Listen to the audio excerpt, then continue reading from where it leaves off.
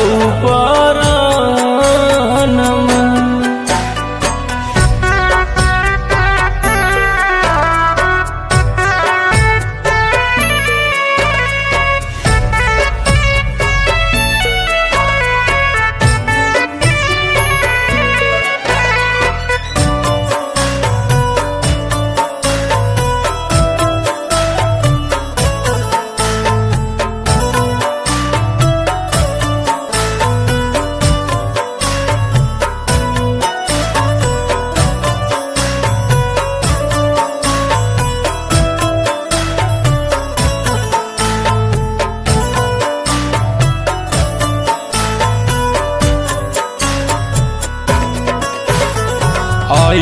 लौरी pot चोट लागल कहू दिल में, बच्चे के हकौ नहीं उपाय।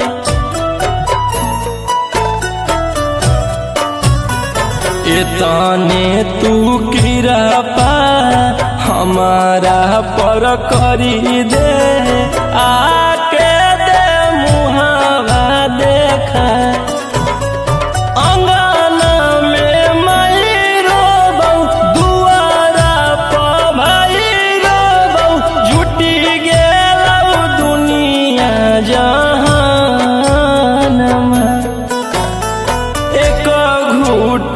पनिया पिलाई दे सुगनिया, तबे हमर टूटा तौ परानमा।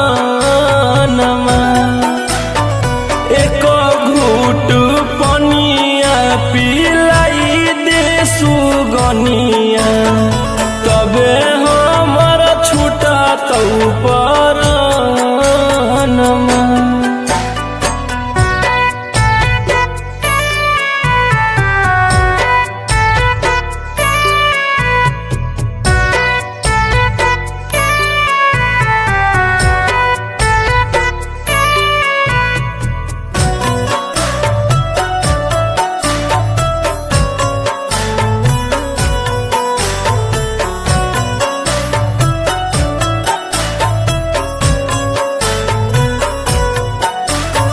अब इंतजार जानू केतना करई मिगे, हाकौ समय बड़ी कम।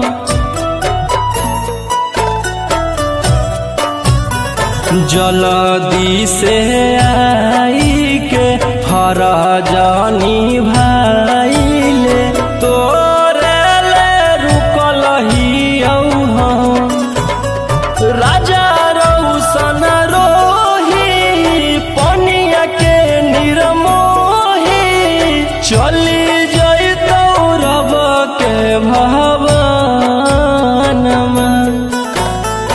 एक घूट पनिया पिलाई दे सुगनिया, तबे हमर टूटा तौ परानमा।